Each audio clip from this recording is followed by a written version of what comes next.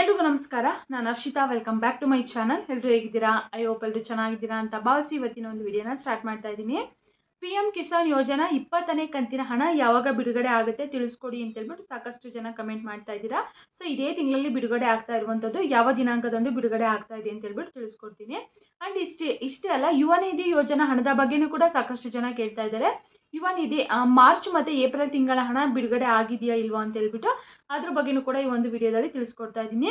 ಹಾಗೆ ಗೃಹಲಕ್ಷ್ಮಿ ಯೋಜನಾ ಹಣದ ಬಗ್ಗೆನೂ ಕೂಡ ತುಂಬ ಜನ ಕಮೆಂಟ್ ಮಾಡ್ತಾನೆ ಇದ್ದಾರೆ. ನಮ್ದು ಈ ಡಿಸ್ಟಿಕ್ಕು ಇನ್ನೂ ನಮ್ಗೆ ಹಣ ಬಂದಿಲ್ಲ, ಯಾವಾಗ ಬರುತ್ತೆ ತಿಳಿಸ್ಕೊಡಿ ಅಂತ ಹೇಳ್ಬಿಟ್ಟು.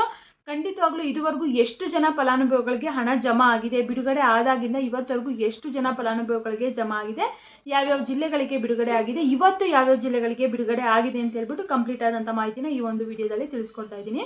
ವಿಡಿಯೋನ ಸ್ಕಿಪ್ ಮಾಡಿದೆ ಕೊನೆವರೆಗೂ ನೋಡಿ.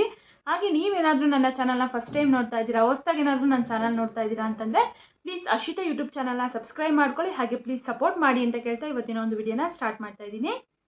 ಮೊದಲನೇದಾಗಿ PM ಕಿಸಾನ್ ಯೋಜನಾ ಹಣದ ಬಗ್ಗೆ ತಿಳ್ಕೊಂಡ್ಬಿಡೋಣ. PM ಕಿಸಾನ್ ಯೋಜನಾ ಹಣ ಬಂದು ವರ್ಷದಲ್ಲಿ 3 ಸರಿ ಕೊಡ್ತಾರೆ, 4 ತಿಂಗಳಿಗೊಂದ್ಸರಿ 4 ತಿಂಗಳಿಗೊಂದ್ಸರಿ.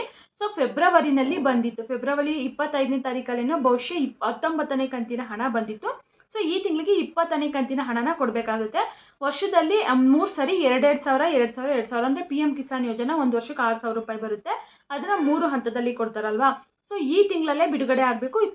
PM ಕಿಸಾನ್ ಯೋಜನಾ 20ನೇ ಕಂತಿನ ಹಣ ಯಾವಾಗ ಬರುತ್ತೆ ಅಂತೇಳ್ಬಿಟ್ಟು ತುಂಬ ಜನ ವೆಯ್ಟ್ ಮಾಡ್ತಾ ಇದ್ದಾರೆ. ಇವಾಗ ನಾವು ಅದು ವೆಬ್ಸೈಟಿಗೆ ಹೋಗಿ ಚೆಕ್ ಮಾಡಿ ನೋಡಿದಾಗ ಅಲ್ಲಿ ತೋರಿಸ್ತಾ ಇಲ್ಲ ಯಾವ ಡೇಟಿಗೆ ಬಿಡುಗಡೆ ಆಗುತ್ತೆ ಅಂತ ಹೇಳ್ಬಿಟ್ಟು.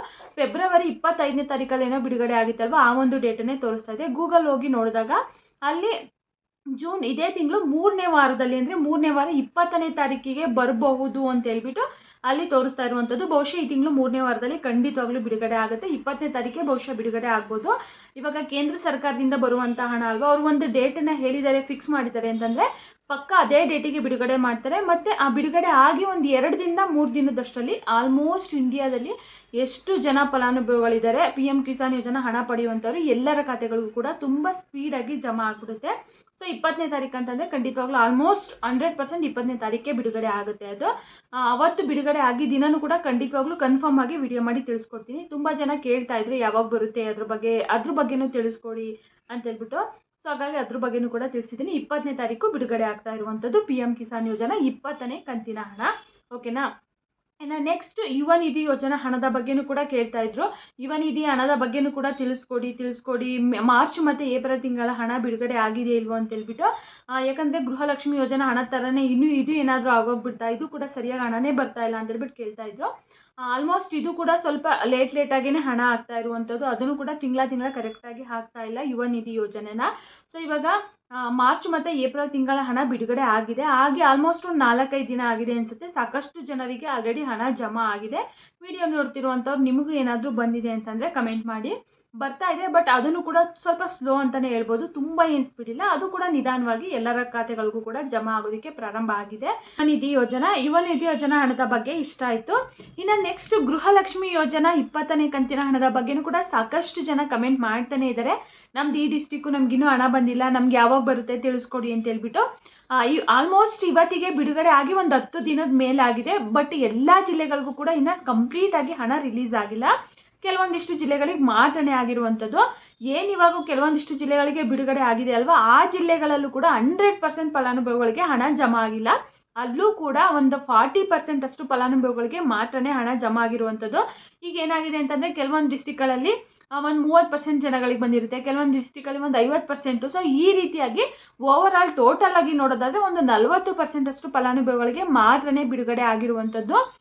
ಇವತ್ತು ಬೆಳಗ್ಗೆನೂ ಕೂಡ ಶಿವಮೊಗ್ಗ, ರಾಯಚೂರು ಹಾಗೆ ಮೈಸೂರು ಜಿಲ್ಲೆಗೆ ಇವತ್ತು ತುಂಬ ಜನಕ್ಕೆ ಬಂದಿದೆ. ಮೈಸೂರು ಡಿಸ್ಟಿಕಲ್ಲಿ ಇನ್ನೂ ಕೂಡ ಹಾಸನ, ಮಂಡ್ಯ ಆ ಕಡೆ ಎಲ್ಲ ಇನ್ನೂ ಕೂಡ ಹಣ ರಿಲೀಸ್ ಆಗಿಲ್ಲ. ಸೊ ಆ ಕಡೆ ಇನ್ನೂ ಯಾವ ಫಲಾನುಭವಿಗಳಿಗೂ ಕೂಡ ಬಂದಿಲ್ಲ.